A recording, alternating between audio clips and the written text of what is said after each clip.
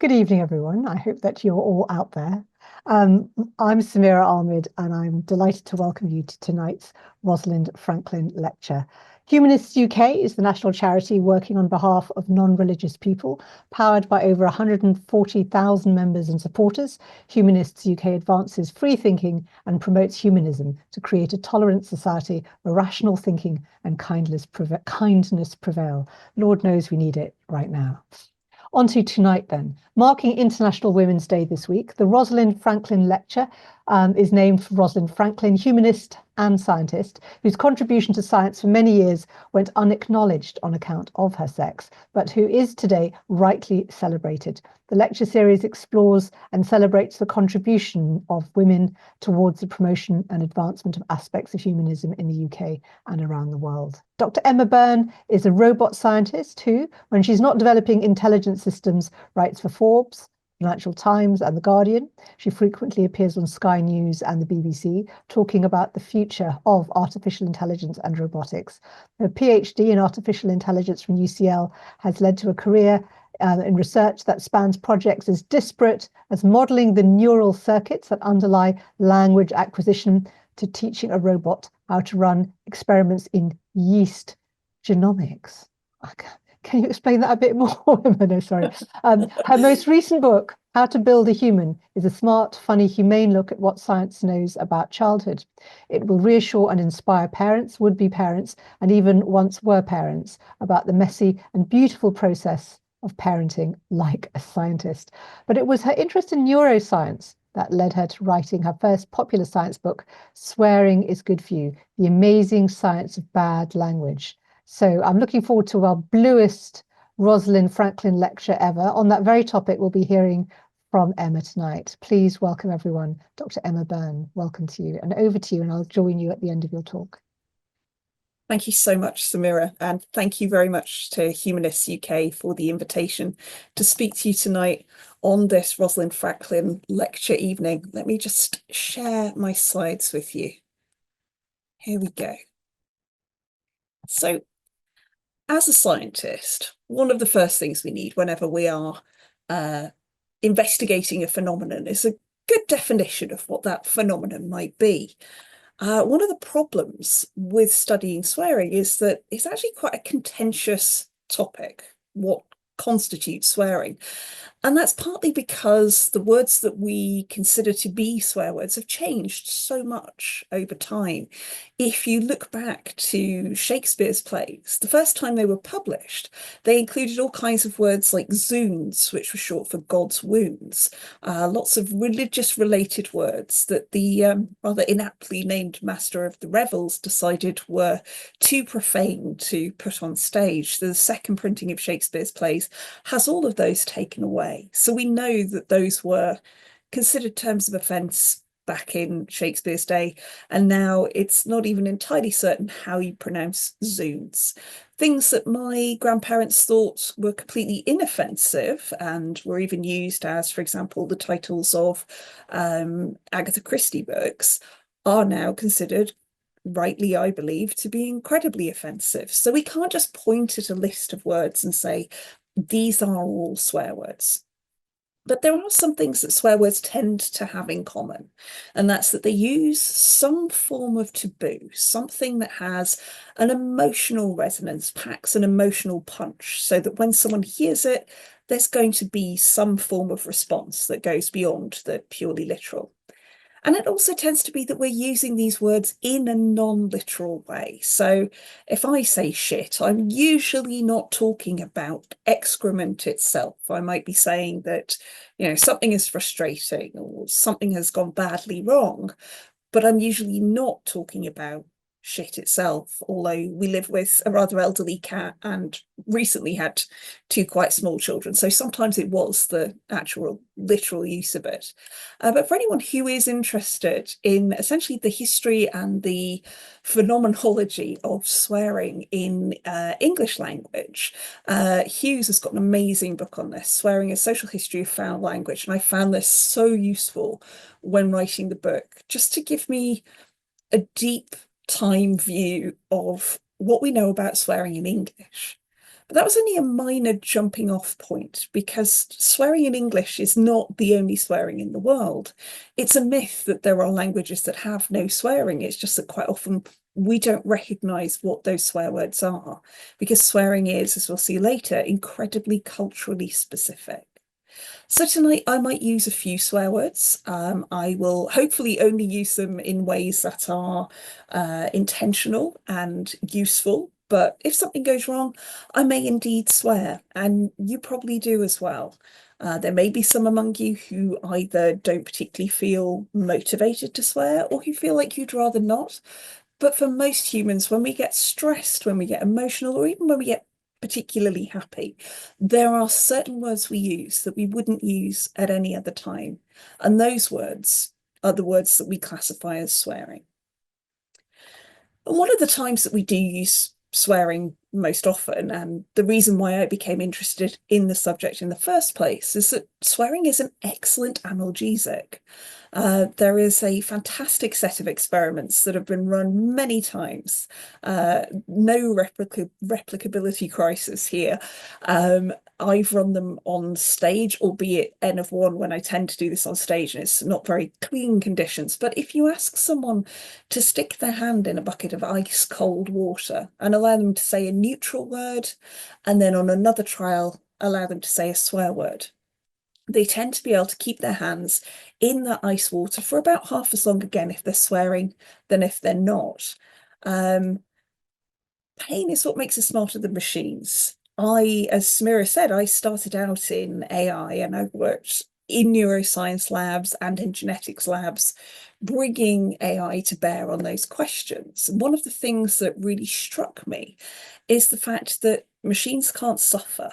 Now, that might sound a little bit depressing, that humanity is created by suffering, but actually the understanding of, the prediction of, the avoidance of suffering is part of what's made us so incredibly smart. The other thing that makes us incredibly smart is the fact that we are a very social species. We can outsource a lot of our cognition to the people around us. Not everybody has to know everything. But the difficulty with that is we quite often get into quite painful disagreements. And sometimes profanity is the only way in which we can express something that is particularly frustrating or annoying, not to the point of abusing one another, but as a signal that something is becoming somewhat intolerable. Now, it may seem strange for me to advocate for swearing, having a role as this kind of social warning signal, this red flag that things are not going particularly well between yourself and another person. And it's not something that I encourage people to do willy-nilly. But when you consider that the alternative for most of our evolutionary history would have been physical conflict, swearing is by far the safer way of dealing with our frustrations and our disagreements. So there are some fantastic reviews. The most recent one is, I think it's Karen Stapleton, or Kay Stapleton, The Power of Swearing, What We Know and What We Don't. And one of the reasons why this paper is so interesting is it tells you essentially what we're still looking at in terms of how swearing affects the brain, because we can do certain things. We can run behavioral experiments like the ice water test. We can stick people in fMRI scanners or measure their galvanic skin response, so the measure of how sweaty your palms are getting when they either hear or say something that is a swear word in their native language. But there are still so many things we don't know. We do know that swearing is socially constructed. It's a set of words that we tend to more or less agree on within our particular cultural context, and we tend to only use them in these very emotive circumstances. But there are some unfairnesses as to who gets to swear and who doesn't, or at least the consequences you face for swearing. There has been a myth for a long time that women are less likely to swear than men, but actually there are incredibly few differences in how swearing is used. Women are less likely to swear in mixed company. They're less likely to swear in front of men than they are when they're together with other women. Men may get a slightly filtered view of how much swearing women do. And this played a huge role in the understanding of women swearing up until about the 1970s. And the reason for this was that most of the psychology professors who were studying the use of swearing were men. And so they would ask their female undergraduates what sorts of swear words they knew and when they might have used them. And those female undergraduates would say to their male professors, who me? No, I would never swear. But then when you start to get the female members of faculty able to run this sort of research and asking women how much they swear, what kind of swearing they use, then you get a far more honest answer. But the problem is that these myths or these beliefs about swearing being unacceptable for women don't come out of nowhere. There was a survey done it's probably about 15 years ago now, and it's yet to be repeated. And I'm hoping if it was repeated, the answers would be different. But a study in the US sent out a bunch of questionnaires to, I think, over 1,000 people, asking whether or not they thought certain sentences that were written down on this questionnaire were offensive. Now, these questionnaires were randomized so that in half the cases, Group A of the swearing was attributed to a male speaker and Group B to a female speaker. And then to the rest of the participants, those were swapped. And it turns out that swearing is considered to be much more offensive, much more profane when you're told it's coming from a woman than when you're told it's coming from a man. What's more, if you ask people how they felt about the men and women, these fictional men and women that were doing this swearing, men didn't play anywhere near or pay anywhere near as strong a social penalty as women. Women were judged to be less in control of their emotions, less pleasant, less good to be around, less likely for someone to want to date them. It's an odd measure to take, but there you go. So there was a much higher social penalty for women swearing, and I believe that that still persists. No research has been done on race, for example, or class.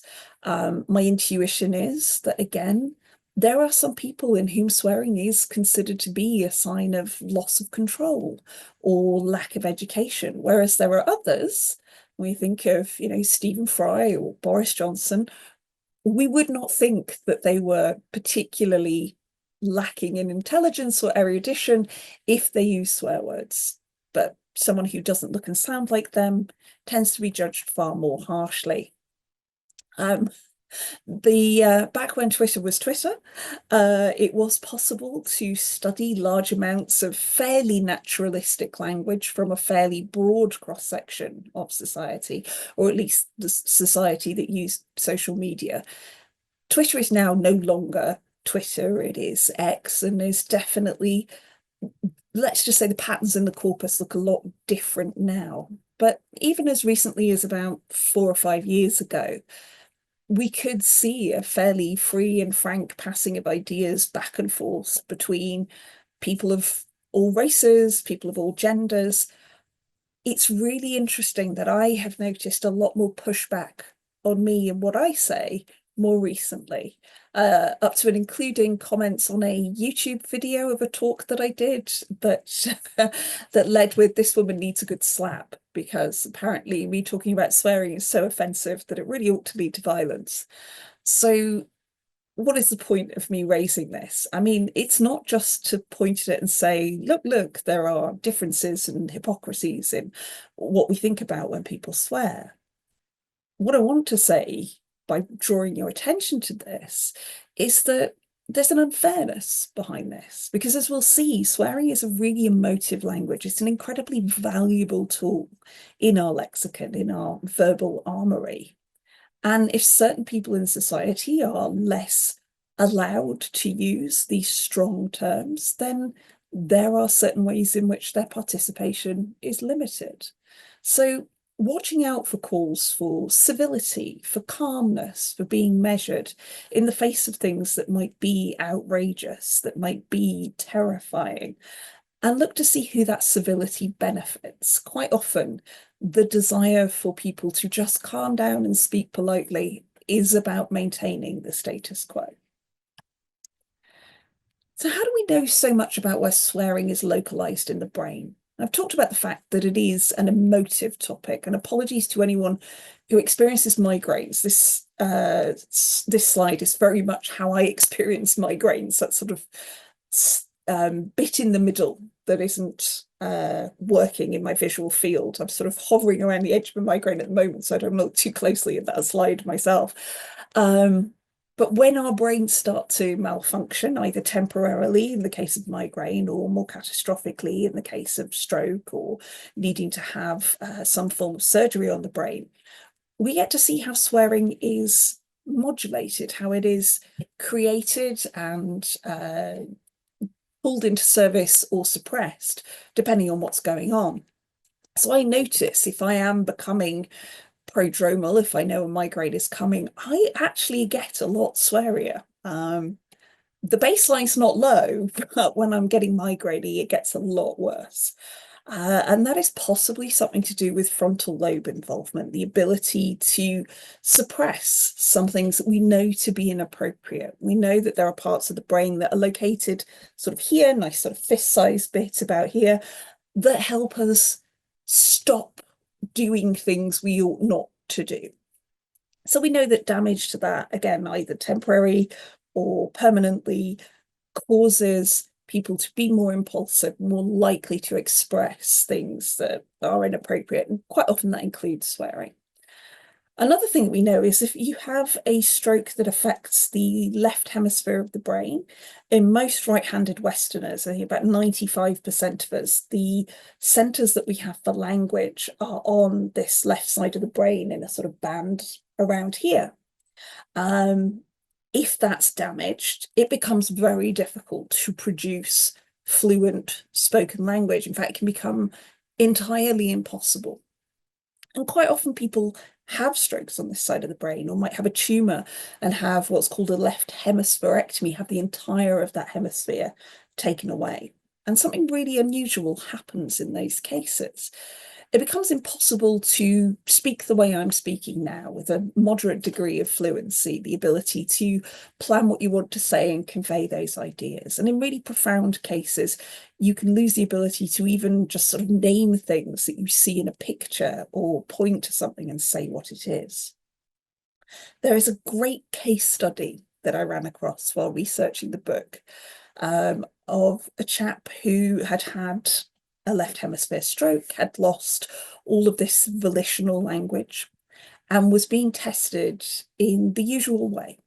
He was being shown these little postcards, and on each of these postcards there were pictures of different things. There was a clock and a chair and a fork and a lamp, and the researchers asked whether or not he could say what these things were. And they very diligently wrote down the noises that this person made and how long it took for them to utter any sort of sound whatsoever. And it was very clear as I read this report that there was very little language at all. In fact, there was no ability. I'm very sorry about that. I forgot to unplug it. If you heard the doorbell go, sorry about that. So he was unable to name these simple nouns. He would make sounds that might appear somewhere in those words, but could not create words at all. Until they showed him a photograph of Ronald Reagan, at which point apparently he produced a, surprisingly fluent and spontaneous string of swearing. Now, frustratingly for me, the researchers didn't say what this swearing was. I have no idea if he was going fuck no or fuck yeah. I don't know what his feelings were about Ronald Reagan, but whatever those feelings were, they were clearly very strong. And the reason he was able to produce spontaneous, fluent swearing was because the right side of the brain also plays a role in the creation of swearing. So think about speech and what speech is. Speech is a very intricate dance of lots and lots of different muscular abilities. It is a motor skill. In fact, it's multiple motor skills. There are the fine motor skills of the tongue, the teeth, the lips. I start to forget how to speak when I talk about how we speak, but all of this stuff is very, very fine motor skills. You think of how intricately your tongue moves when you're speaking.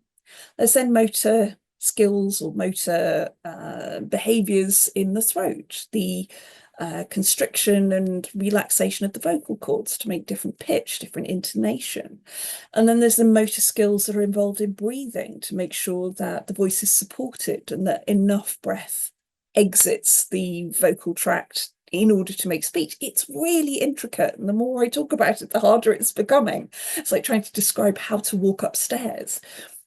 And if you have a stroke on the left side of the brain, most of your connections to those motor skills are broken. But there are connections that remain on the right side of the brain, connections that link directly to the parts of our brain that understand emotion, that feel and express emotion, that can trigger those exact same motor behaviors, but only for things like swearing. It's generally swearing and terms of endearment we've heard in childhood. Now, we've known this since about 1890. There were researchers in the Salpêtrière asylum in Paris who were looking at people who'd had what we now know to be either strokes or forms of epilepsy that robbed them of most of their language. But they did say things that were either blasphemous or that were terms of endearment from childhood. And we still see this now.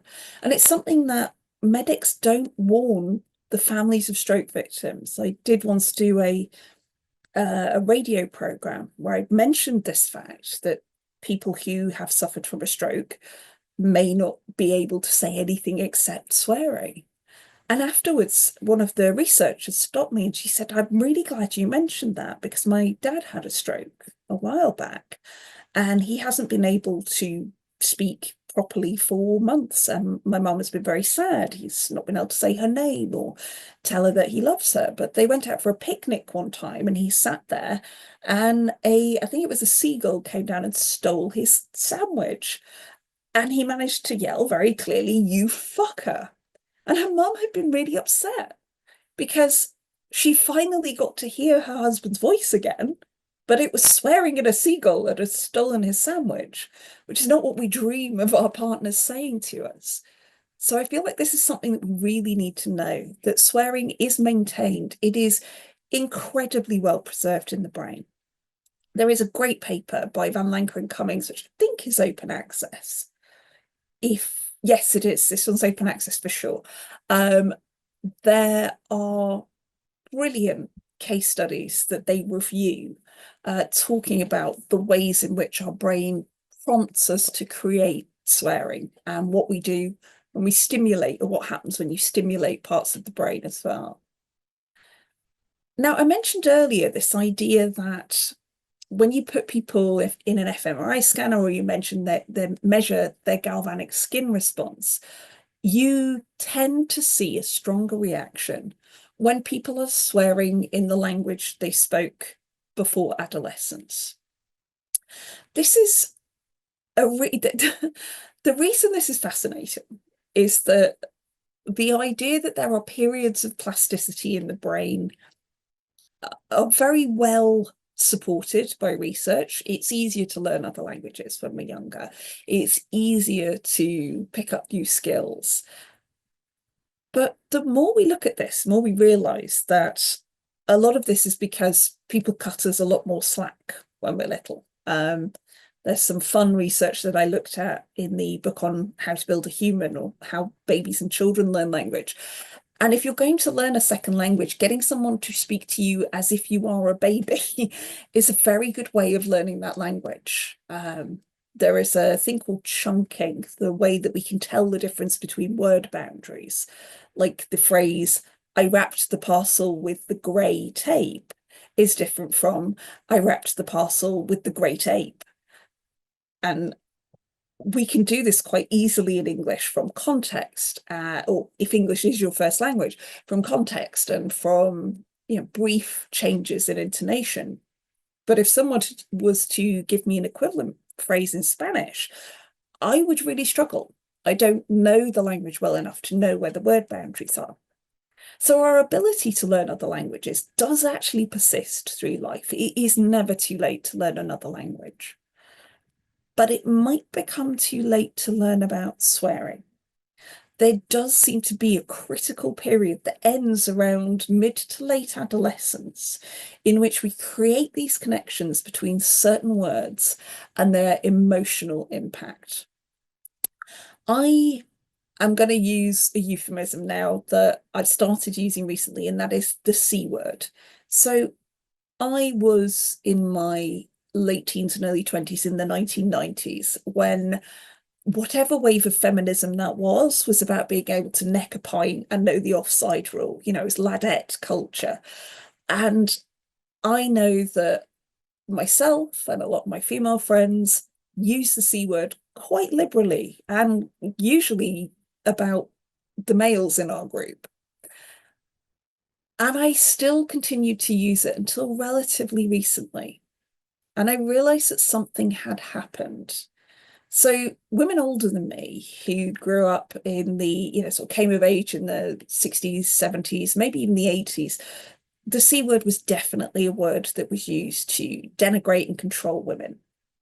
In the 90s and maybe the early 2000s on this side of the Atlantic, it was a word that had been joyfully reclaimed. And then along came social media. Along came women being exposed to comments on their YouTube videos and on their comments on Twitter. And in US culture, that word never stopped being used as a gendered slur. So I used that word thinking, it's cool, we've reclaimed it, it's great, it's empowering. And women younger than me are horrified by it because for them, they have built an emotional connection between that and being told to shut the fuck up. Now, for me, I have to remind myself that this word is upsetting to women younger than me because it's been used to, for a lot of them, to put them down, to shut them up. I knew that about women older than me, but I now realize that I can't assume that anyone under the age of 40 is chill about the C word. So I realize I don't have that same emotional connection to that word as they do. But it's not difficult for me to give up using it any more than I would ever use the N word. It is a slur, it's a slight, it's a term that is designed to shut down and shut up certain types of people. But the thing is, we learn these emotional connections before late adolescence. And if you try to learn them afterwards, it's very difficult to feel those swear words in the same way. And the reason we know this is because if you do measure how sweaty people's palms get when they hear certain swear words, there's a fantastic researcher, is it her that I cite? Yes, who did research on people who had been born in Turkey and were now studying in the United States and checked how they responded to swearing either in Turkish or in US English. And those who had grown up bilingual reacted equally strongly emotionally in both languages. But those who had learned American English in order to travel and study did not respond equally emotionally to both Turkish and US English swearing. This despite the fact that they were otherwise identical in terms of their fluency. And in fact, the only other words that these postgraduate students responded to with the same emotion were Turkish admonitions about going and cleaning your room. It seems like the memory of your mother shouting at you in your native tongue never goes away. But this also explains why vocabulary changes. The things that were taboo in the 90s for me are different than the things that are taboo now. I'm starting to see things that seem no longer to be taboo, that have been joyfully not even reclaimed, but are being used by, let's not put too fine a point on it, the far right, in order to shut down and denigrate certain people. Now, my emotional resonance to words that are slurs, that are to do with race, sexuality, and gender, are profoundly emotional, upsetting, infuriating. But I know that there are teenage, largely boys, but teenagers right now who are living their lives very much online, who have no feeling that these words are too taboo, that these words are harmful in any way. And culture will drift. I remember when the book first came out about 7 years ago, I was asked, what's going to be the next wave of swear words? And I said, I really hope it isn't the slurs, the really offensive terms for other groups of people, but I worry that it will be because of the way that culture is changing online. And I'm really depressed to say that I think that's what's happening.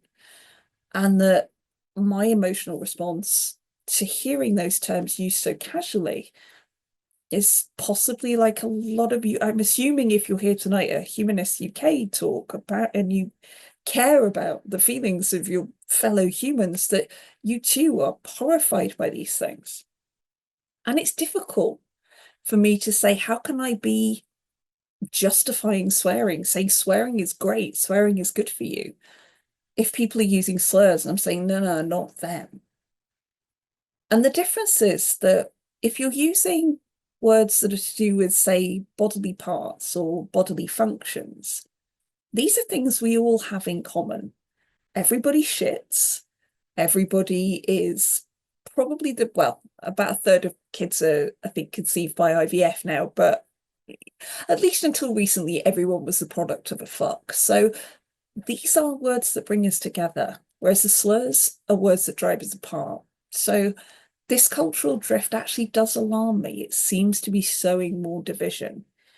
And the fact that these adolescents will leave this critical period in which you're learning these emotional taboos that exist in culture means that this is a rocky future we've got in front of us. This is something that's probably going to last for a while. So where does swearing come from? Why did we start doing this? Why did we start talking about shitting and fucking or godzoons or bloody this? Or in some cultures, the names of diseases or the names of certain animals are considered incredibly taboo. Well, we can't go back to prehistory. There is clearly no written record that allows us to spy on swearing before writing. And even when written records come about, the limited amount of literacy and the sheer expense of committing something to writing, whether that's chiseling it on stone or painting it on papyrus, means that we didn't tend to record that kind of spontaneous speech that has got swearing in it. Graffiti is an excellent source of swearing, and there are some fantastic ones in Pompeii, and they generally refer to bodily parts and sexual acts, very similar to what we would recognize as swearing today. So even though there is cultural drift, there are some things that seem to be remarkably resilient. But if we want to understand how swearing came about and why it's so important in the human brain, the best experiment that I can point to is a multi-year, in fact, multi-decade experiment that was done by Roger and Deborah Foots in the US. It's called Project Washoe, and they cross-fostered a family of chimpanzees. So unlike Project Nim Chimpsky, where you have this one chimpanzee in a lab being signed at by human experimenters, but different human experimenters that would come in for a brief period of time and then move on. This set of researchers essentially created a family environment around this troop of chimpanzees. And they used signs with those chimps. In fact, they exclusively used sign language whenever they were near the chimps. Now, this is huge commitment, but chimpanzees don't have the kind of vocal cords and mouth anatomy to allow them to speak, but they do seem to use gesture in the wild.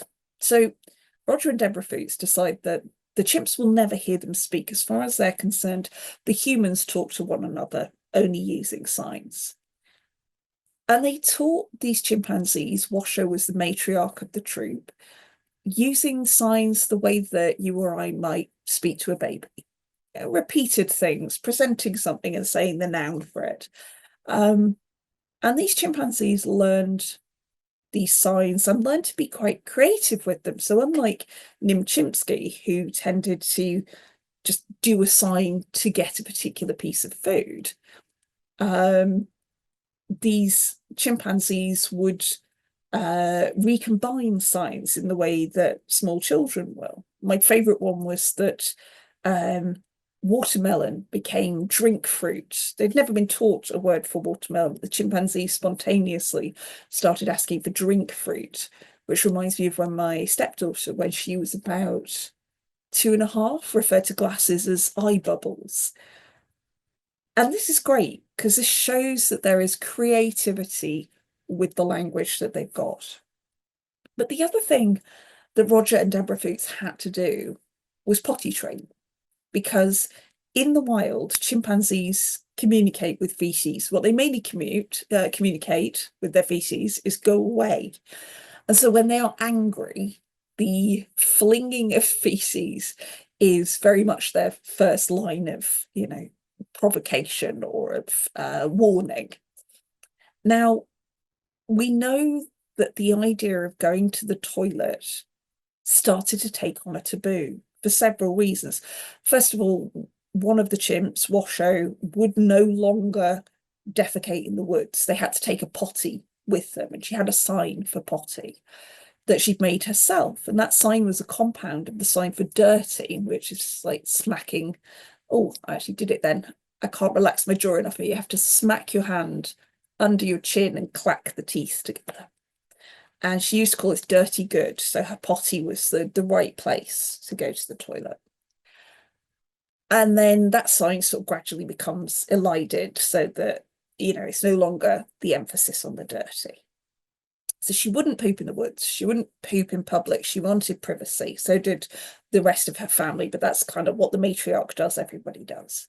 There was another separate chimpanzee that was fostered by another family. It seemed to have been a bit of a vogue for this in the 70s, who was called Lucy and who was a bit more highly spirited. And Roger and Deborah went over one day to this chimpanzee to have a conversation with them and sign. And Roger got there and there was chimpanzee excrement in the middle of the rug. And so he asks, whose dirty is this? And the chimpanzee, whose name was Lucy, was like, oh, what dirty? He's like, this dirty here on the floor. Is it yours? No, it's not mine. Is it? And then the chimpanzee, Roger Fuchs relates it in this brilliant book, Next of Kin. You can see her kind of thinking. She goes, oh, is it Sarah's? Now, Sarah was Roger's PhD student at the time, and I have been stressed while doing my PhD, but not to the extent of actually taking a shit on the carpet. So Roger was like, no, not Sarah's. Is it yours? She's like, I don't know. Is it Roger's? Roger's like, no, it's not mine. And eventually Lucy goes, oh yeah, it's Lucy's dirty. Sorry, very apologetic and embarrassed to having been caught out. So to me, those two things together show a taboo. It's something that there is shame about because we lie when we're ashamed. There's something that requires privacy that isn't done in sort of polite or unknown company. And yet the sign for excrement, this sign dirty, also took on a whole new meaning for these chimpanzees. So whenever they were frustrated or annoyed or even sometimes when they wanted to wind up the humans, they would use this sign of dirty. And Roger Fuchs describes that sometimes he could tell if the chimps were having an argument with one another because he could hear the teeth clacking as they're doing the dirty sign at each other. They're basically calling each other shits. And this takes me back to the point that I made quite early on, the idea that there's something adaptive about this. So swearing can help us withstand pain, sure, but also it stops us inflicting physical pain on others. In the case of chimpanzees, it's more that, I mean, sometimes they bite, but it's more in danger of sort of spreading disease, it being quite unsanitary, this idea of flinging shit. But I can imagine our early ancestors, those tribes of ancestors, those groups of early sapient ancestors that had to work together and sometimes came into conflict, those that could sort that out through words, albeit very strong words, had a distinct advantage over those that sorted it out with sticks and stones. So we can never rerun this. We can't. This is the problem with evolutionary psychologies. We can't run these experiments. We can't reset the universe and see what happens. But there are things here that are consistent with the idea of having a taboo and having the means to express it is highly advantageous because it takes the danger out of confrontation. People often ask me, and this is like the last slide that I'm going to do. So if you haven't asked your questions, ask your questions now. People often ask me, as an AI person, A, do I think machines will swear? And B, do I think AI is like proper AI, artificial general intelligence, is on the cusp of being created? And my answer to both is no. And there are a couple of reasons, but the main thing that I want to stress is it goes back to what I said right at the beginning. I became interested in this topic because of the way that pain and suffering have shaped our intelligence. It's not that I wanted to, sort of realize I'm giving the impression that I sat there going, oh, I need to make a machine that can suffer. But no, it was an idea, a hypothesis, an intuition that there is something in animal intelligence, in natural intelligence, that is a result of us trying to stay healthy enough, and our ancestors, our millions and millions of years of ancestors, needing to stay healthy and safe enough to reproduce over and over and over again until you get us. Which means that there are some things that are incredibly aversive for us because either consciously or pre-consciously, we know this stuff is dangerous. If you flash up an image of a snake, for example, and then replace that on the screen very quickly with sort of that static interference pattern, the snow that you used to get on terrestrial television when there was nothing to watch, people's heart rates go up. Their hands get sweaty because at some level they've registered the snake. If you flash up a picture of like a flower and then replace it with a static image, you don't get the same response. There is something in us that is very wired to go, this is dangerous, this is bad, this is potentially painful. And it's only because we have this ability to experience pain and to experience suffering and conflict that we ever needed swearing in the first place. Now, computers don't have that. You can build training functions that reward certain behavior and quote unquote punish certain other behavior. But there can be no existential dread of dying in something that's never really lived. So until machines are able to understand stakes in the same way that we can, or even in the same way that, say, a bee can, bees will sacrifice their lives for the colony because on some level they are aware, not consciously aware, but on some level it is understood by the hive that if some of them don't die to kill a wasp, and if anyone's got a question about how they do that, it's absolutely brilliant how they do it. But if some of them don't die to kill a wasp, the entire colony will die. Computers have nothing like this because there is no way that they can face annihilation in this way. They're not the product of avoiding death for multiple generations. And also, our sociability is part of what makes us quite sweary. As I've said, it's a way of dealing with conflict. Computers don't understand conflict the way that we do. They don't have to strive to compete for things. And nor would we ever need to make machines that can. So the things that make us human come from the things that we tend to think of as the worst parts of being human, of our ability to be sometimes selfish, sometimes frustrated, sometimes in pain. These are all the things that drive us to invent ways of speaking about that pain, or ways of being together to keep ourselves safe, or to reduce the pain and suffering of all of us as a species.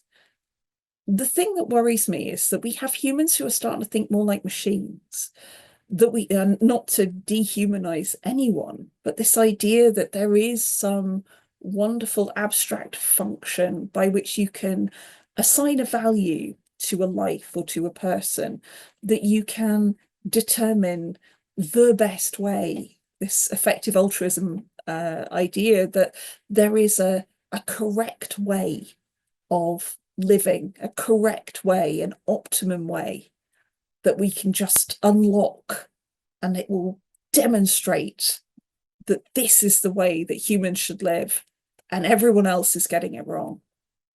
Now, when I studied AI, I did some machine learning, which is the stuff that's behind these large language models like OpenAI that have taken the world by storm. I did some of that.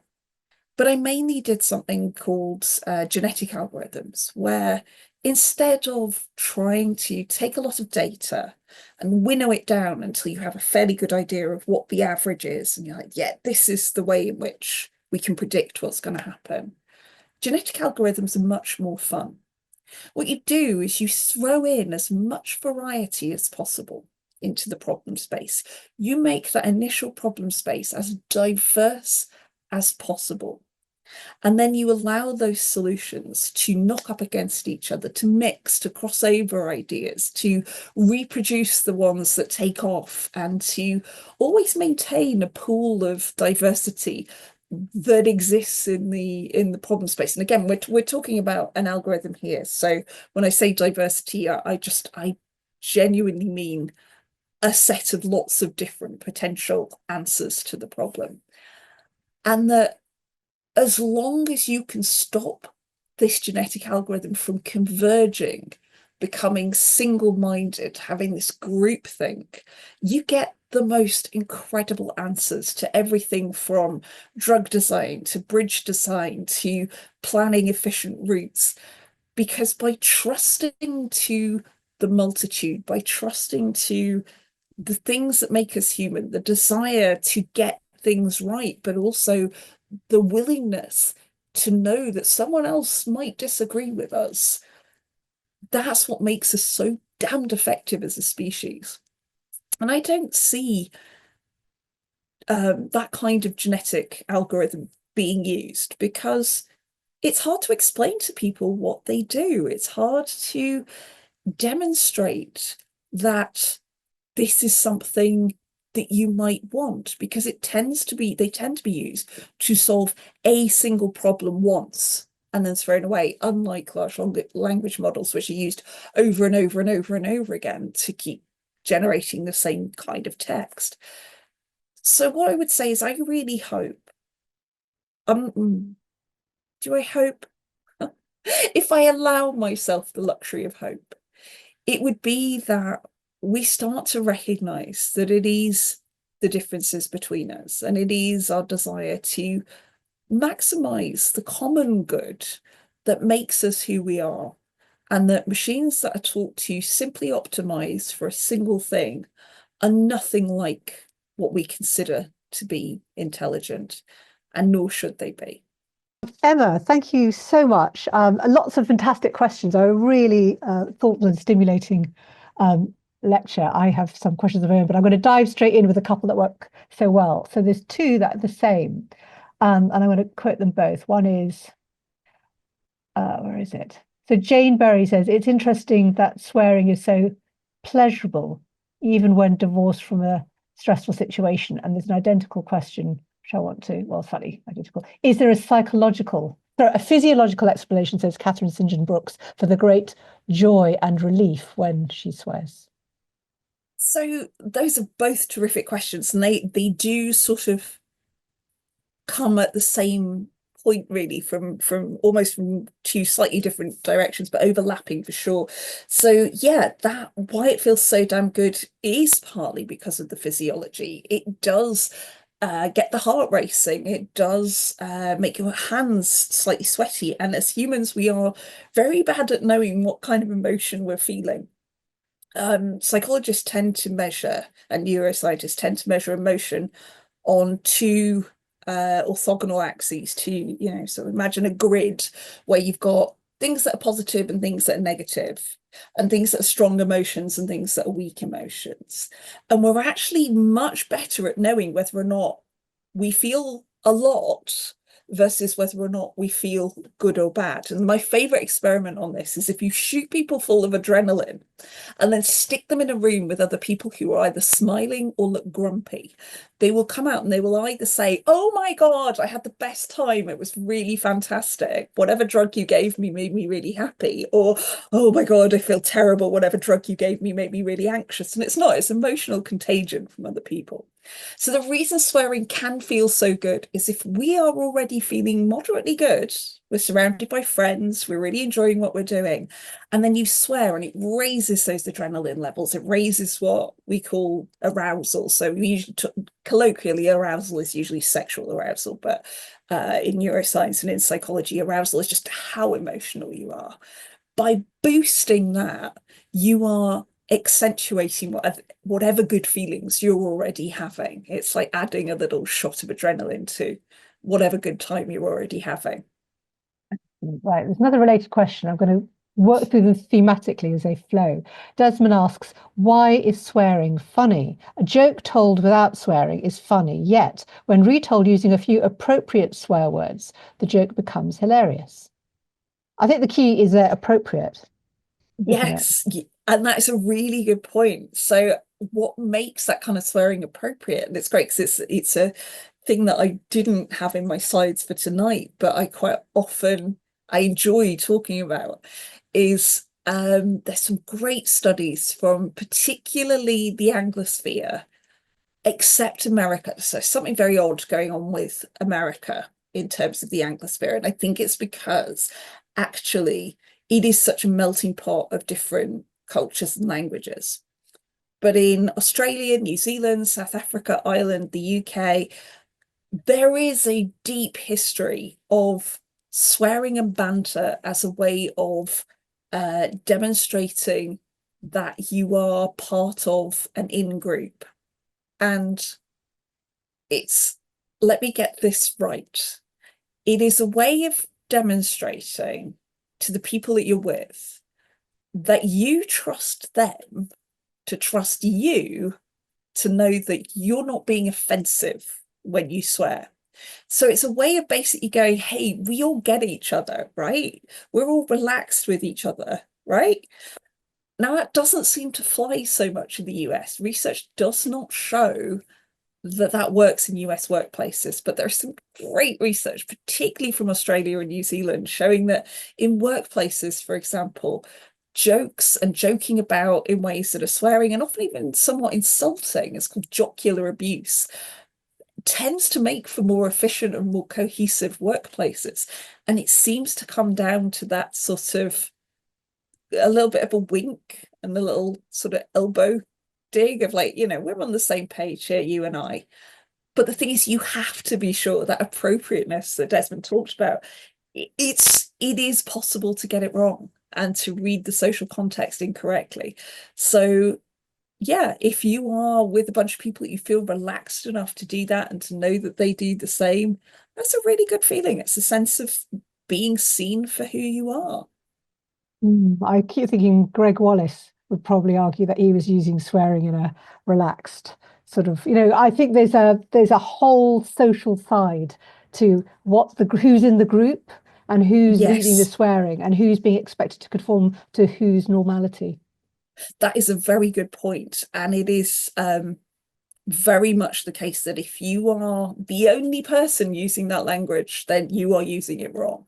That in places where language is where strong language or jocular abuse is a kind of mutual give and take, it's a really good bonder because it is a sign of mutual trust in the way that play fighting among, sort of puppies it's basically how we play fight as grown-ups. But if someone is definitely not enjoying that give and take, then you're using it wrong. Well, again, just think about a woman going into an all-male environment, or a gay person going into a very straight environment. You know, I just think it's not as simple as, um, the majority of people are doing it. It's still Mm. about whether what it's implying. It's a way of controlling people, isn't it? If you don't It conform to can, that. it can be. And I know that, so a lot of my career I spent in very male-dominated workplaces, and there is definitely a sense of conforming by, sort of memorizing the offside rule and learning how to drink large amounts of beer, that I've definitely grown past as I've got older and a bit more confident. But there is definitely a thing to be aware of, that actually there is some really good research that shows that when swearing is done by someone who has more power in an organization, it doesn't work. It only tends to work on a kind of very horizontal um, group of people, and that it only tends to work as a, what's the word I'm looking for, as a improving morale and improving sympathy, if it is essentially a mutually agreed upon thing, and where you have, and again, I think this may be why in the US it is slightly different, is that at least until recently, there probably was more awareness about trying to diversify workplaces and make sure that, there might be people who have felt less comfortable bringing their whole self to work. Maybe it's also, and I know the Humanists UK hosting this event, but a lot of people, particularly in the States, I guess you could say, come from faith backgrounds, and they find it Mm. offensive, and it makes you feel uncomfortable. And I think, is that not a reason why? It's not about bringing your whole self. It's that they don't want to swear because it's like people who don't want to drink. Yeah. And there is an interesting difference between, for example, Quebec and France, both of which nominally French-speaking countries, but Quebecois swearing and the things that are taboo in Quebec are far more religious than in European French. So interesting, the fact that that swearing is simultaneously more taboo and potentially more offensive does lead to it then being used more in those places where swearing is required, quote unquote. So, for example, French Canadian hip hop is absolutely full of religious terminology. Oh, interesting. That is interesting. Right. Two questions that are kind of related. One from Angela Adams Gray. In a community where swearing is more commonplace, used every day like punctuation, is it less beneficial? And another question that goes with it from Nicola. What might be the impact of the incredibly frequent and casual use of swearing in ordinary conversation now? Does it reduce the effectiveness of swearing? So this is still an open question. The Up in Kiel, Richard Stevens, his group have looked at whether or not your average daily frequency of swearing changes whether or not there are analgesic properties to swearing. Like, could you become habituated to swear words? And Mm. some studies have shown yes, and some have shown no. So the data is still messy. We're still not sure. But um, what seems to be the case, what we do seem to have fairly good data on, is the fact that everybody has a swearing breaking point, and that even those who swear a lot will reach a point of stress and anxiety where even swearing fails them. Really? I'm fascinated to Yeah. know there's been research on this. Yeah, and particularly black box recordings of Oh. incidents that have gone wrong in operating theatres. It's one other context as well, with the military, is the the sudden decrease of swearing. So it tends to go ordinary back and forth of language, little bit of swearing, lot of swearing, no swearing whatsoever. And that tends to be a sign that someone is not only cognitively, but also emotionally so overloaded. And I do know, so anecdotally, that the one time that my husband ran upstairs to check what had happened to me was because I was in the loft of a new home that we just moved into, and he just heard me go, "Oh." And because there was no follow-up swearing, he was like, something must be terribly wrong. But what had happened was I put my hand on a glue trap that I Oh, hadn't seen. And it was just a sense of, oh, and also when I came off my bike and knocked myself unconscious the moment before, I was wearing a helmet, but I managed to hit an iron post just here. I'm sorry. Um, and I remember my last thought was, that's not good. So those are the two moments where it's like I can't even swear. So even people who are inveterate swearers will reach a point where even the swearing deserts them. Well, that's because they don't, that's because all their energy is focused on the emergency. I mean, that makes perfect sense, doesn't it? It Um, seems to be, yeah, brilliant tunnel vision we get that that's allows right. us to Mm. just focus on what's going on. Fantastic observation that's coming from Joy Godsell. Not so much a question as some feedback. A midwife friend of hers passed on her observation that ladies in the highly stressed time of pushing the baby out sometimes express their discomfort with surprisingly long strings of mixed expletives. I know that UCL or UCLH, which is University College Hospital, has an obstetrics unit, so you'd not have to go far to verify or otherwise this observation. That seems totally worthy of research, does it not, Emma?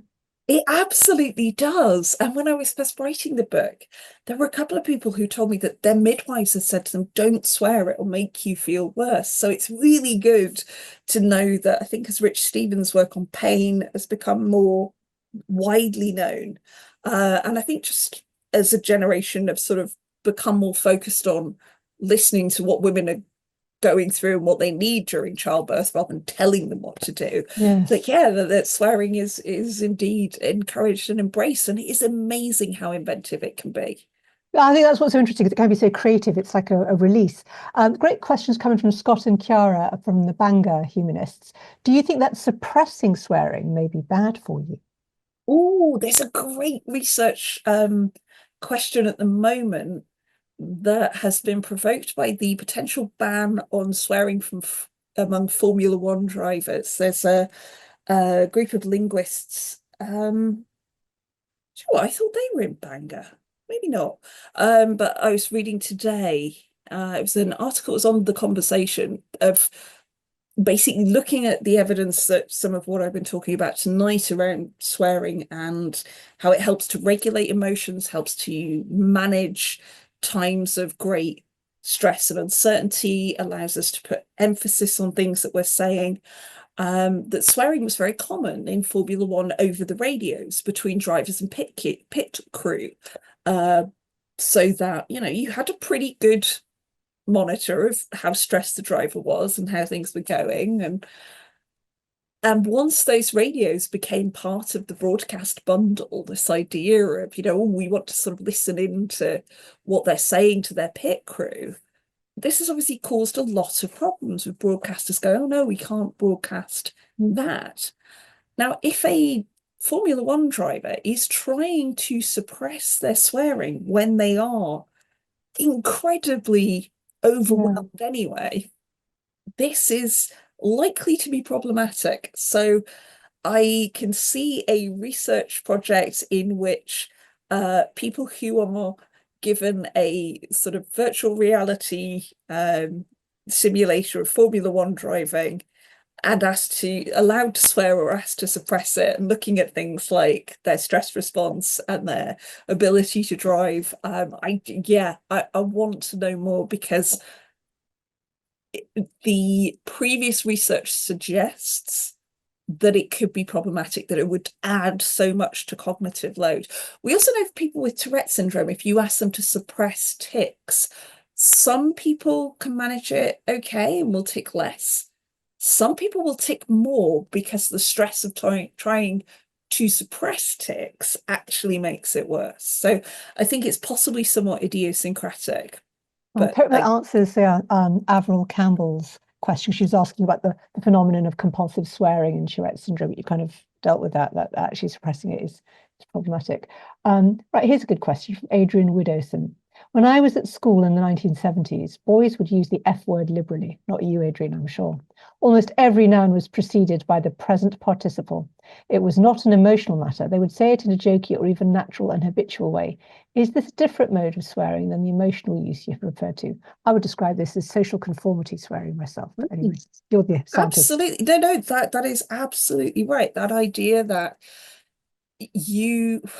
one of the great strengths of humanity is our ability to essentially take a straw poll of what might be successful by looking at what everyone else is doing and going, well, if they're doing it and it's going all right, maybe I should do that too.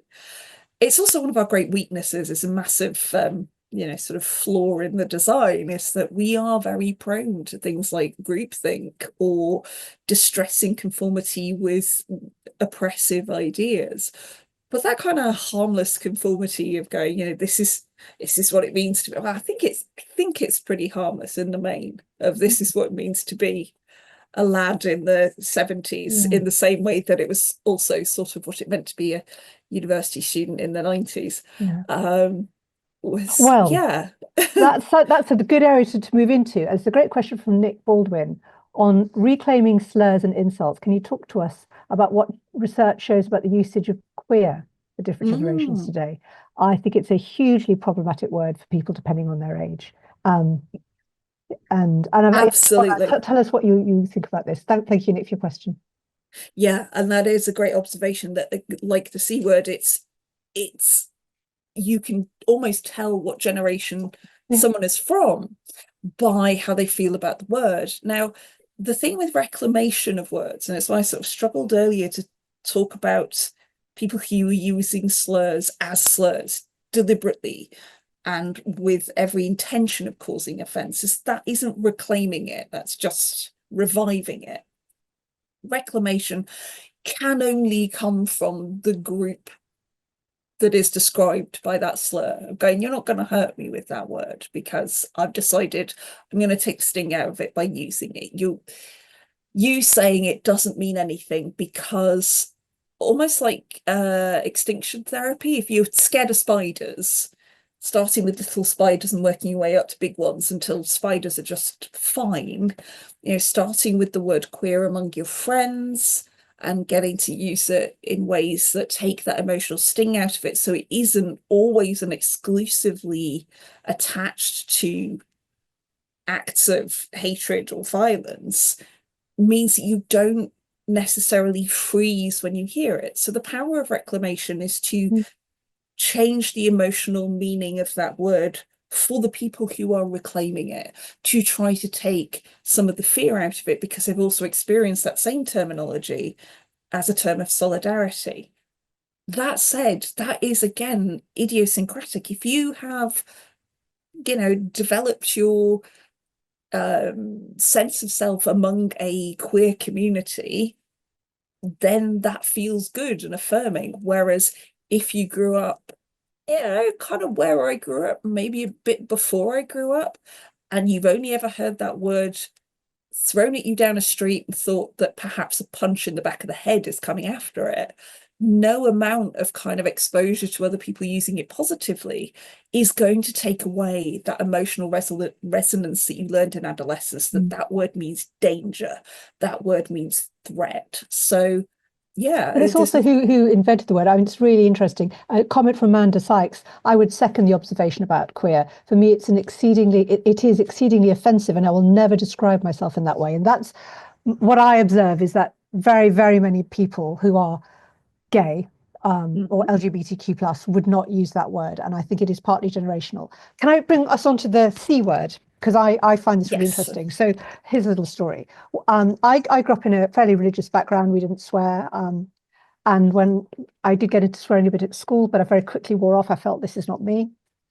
And I read D.H. Lawrence as a teenager, in which he writes about lovemaking rather than effing. Well, he uses the F word a lot. And he used the C word as a term of great affection. And so I have only that association with the word. And I have never understood why anyone would use it as an insult. And I'm astounded that despite what you say, I think a lot of people, including a lot of humanists, use the word as the ultimate, you are such a loser, you're such a wretched human being that you are a C word. And I think it's astounding that people who consider themselves great believers in equality use the C word as if they don't know what the association is at its source. Tell me a bit more about how you feel about how people are using the C word, because I don't think it's as simple as it's used as a gendered insult on social media. I think people use it far too casually, meaning just a terrible person. I think it probably plays into the fact that words around women's bodies and women's sexuality have always been used to denigrate. So I mentioned this, the graffiti in Pompeii. Oh, I want to talk to you about that And as well. Yeah. yeah, Well, and see, so most some of that, oh, okay, I'll say it now. Most of that graffiti, a lot of it is graffiti by men about enslaved women who were being sexually exploited. If you read Elodie Harper's amazing trilogy, she uses a lot of the graffiti, the Wolf Den trilogy, and it was about women who were enslaved and sold into brothels. So that's not funny, I think. That's just abuse, just no, marked on a wall. yeah. So some of the things are not that. It's, basically so and so was here kind of things. Yeah, some of it But is so yeah, and so but loves so and so, but a lot of it is so and so yeah, is a great in bed, and mm, that's about women who are being enslaved. right.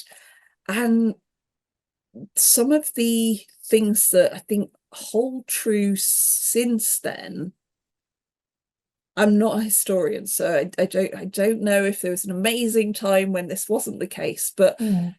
that terms to do with women's bodies and women's sexuality have always been used to control both women and men. And the idea of men being like a woman in any way Yeah. is considered to be just like, why would you want to be a woman when they're so shit? Yeah. There's a Um, great men's activist insult that I was told about, mangina. That's a weak man. That's used by ah, men's rights activists against men who are feminist.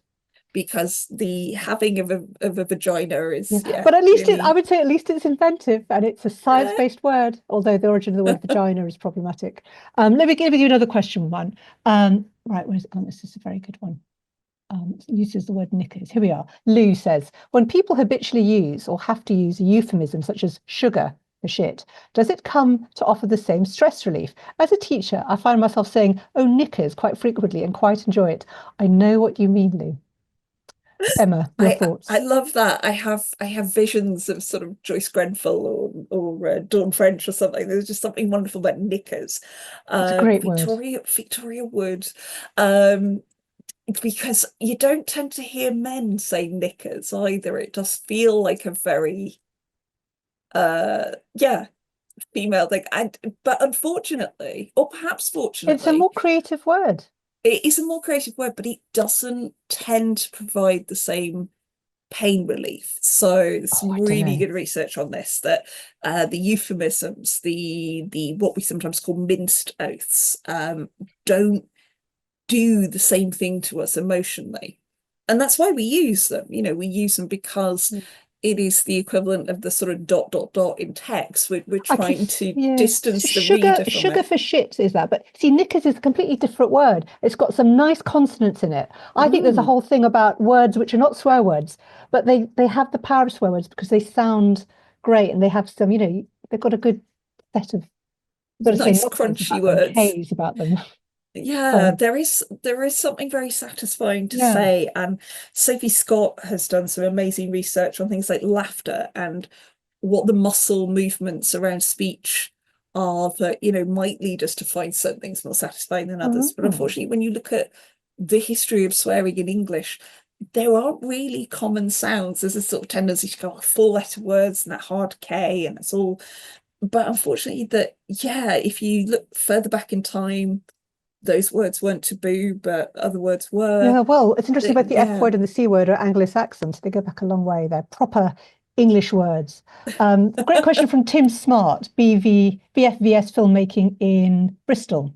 Great lecture, Emma. Is it healthier to be quick-tempered and swear strongly and briefly to let it out, or to try to control it by swearing letter by letter, or use words like SH1T? SH1T.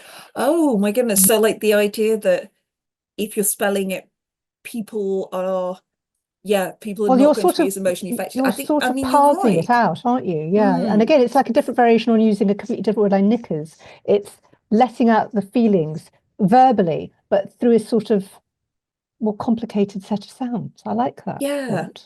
And there is, yes, the spelling, it probably gives you and the person that you're speaking with chance to sort of calm down and parse it out a bit. But there is something to be said for not necessarily being quick-tempered, but recognizing when things are frustrating or upsetting, because that's a valuable signal. I mean, one thing that I did during the pandemic was go, it's time for me to train as a therapist. And realizing that we give some emotions, particularly the painful emotions, really bad rap. It's like, oh, sadness is terrible and anger is to be avoided and envy is practically despicable. This is a sin. In fact, yeah, it's amazing how much the negative emotions do, I think, get lumped in with the sins. But they're all ways of you noticing things about the world, whether or not it feels just and fair and right, or whether it feels frustrating and wrong.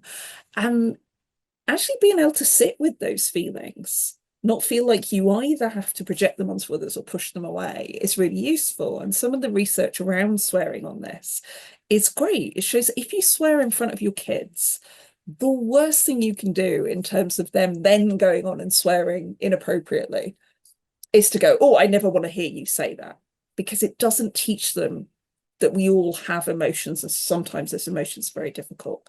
Whereas if you swear and then you say, I was right now, it's usually me driving, right now, mummy was feeling very distressed Mhm. about the fact that that driver thought that that was a gap for them to pull into when it Mhm. wasn't as my stopping distance. Yeah, my kids understand that I sometimes have big feelings and I sometimes struggle to regulate them.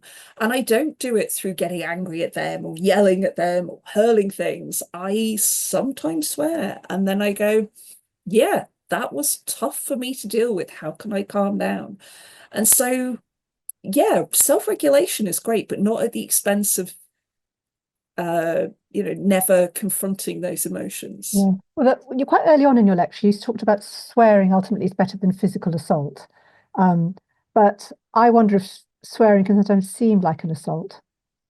Yes, and certainly it can lead to great feelings of, enormous feelings of terror, of being controlled, of coercion.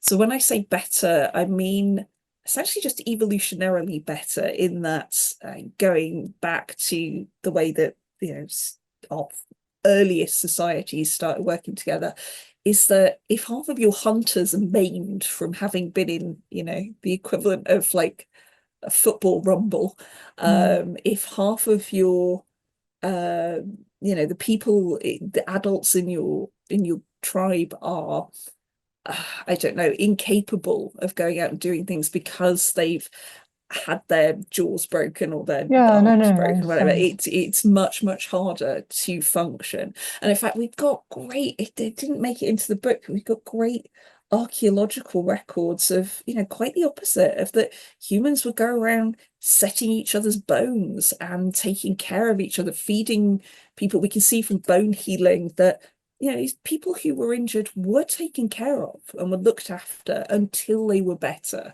rather than just being thrown away. So we got to the point where illness and injury were rare enough that we would then try to make that person recover and become part of the working group of people again, rather than go, well, you're now no longer valuable to us. And again, this feels so counter to the um oh, Jordan Petersons of the world who are like, we should all be rugged individualists who can just, do it, the big alpha male who goes out and does things by himself.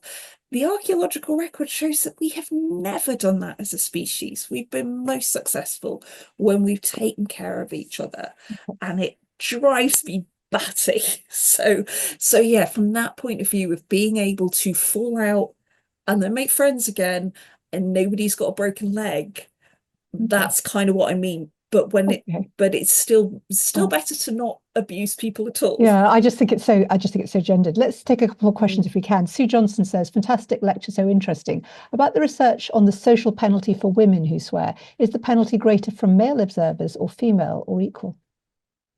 Oh, Good equal. question, isn't it? That's Yeah, a really good that's question. Yes, really I didn't interesting, isn't mention it it? at the time. Yeah, equal. Women judge other women swearing harshly when it's presented as a person that you don't know. Whereas when we're actually talking to one another, we don't seem to judge each other quite so harshly. But when it's another random woman, that yes, we almost internalize this belief that we should do better. Right, a specific question for Jim Page. I'm 85 and from a middle class family. My father and me, and men of his generation, such as Churchill, and now I and my generation use bugger and keep buggering on, KBO, rather than the F word, when it could well be argued to be a less acceptable act. I don't think it was meant literally, but I suppose the word did exist in law, didn't it, as a particular Mm. Yeah, act? I think Oscar Wilde Yeah, yeah, yeah. That's what you've was done for. convicted for it, and Yeah. that's probably what made it so, such a striking taboo. And But yeah, but oh they did use it in conversation, as he says. Churchill used to talk about it. It's yeah, used in a very light-hearted way. It's really strange, isn't it? That's a really good yeah. observation. Actually, there's a book, I don't know if it's visible here, but Lars Placino, or The Future of Swearing by Robert Graves. There's a lot in here about The early 20th future of century. swearing. Mm. Yes, so this, yeah, that's Robert Graves from I, Claudius fame. But this idea of men demonstrating that they definitely weren't one of those buggers because they're using the word bugger, whereas if they were a bugger, they wouldn't say bugger. And he's got this whole bit on the use of bugger as kind of demonstrating how roughy tufty straight you were Oh, as we'd have to well, go into a which whole is digression about boarding schools at this point, wouldn't oh we? yeah. Let's not Well, do that. I think he does, but this is a fantastic little tome. Not easy to get hold of these days, but Right. very, very good. I'm going to sneak in one last one from Adela MacBook. MacBook. I suspect it's not her real surname, Adela. That would be Sorry. great. MacBook. Is it true that people who swear are more honest? What? They're certainly perceived as such. So there's great research by particularly people who are scholars of the law, and particularly jurist law. So what happens in courtrooms, and that witnesses and even defendants who swear are considered to be more what's the word I'm looking for? Authentic in Even their if they're women? responses. Even does how does that fit with the research about women swearing? Ah, now that's a very good point. A lot of this research was done with male defendants, so it's hard to tell. But in female witnesses who are testifying, it is seen as a sign of being very genuine and very passionate.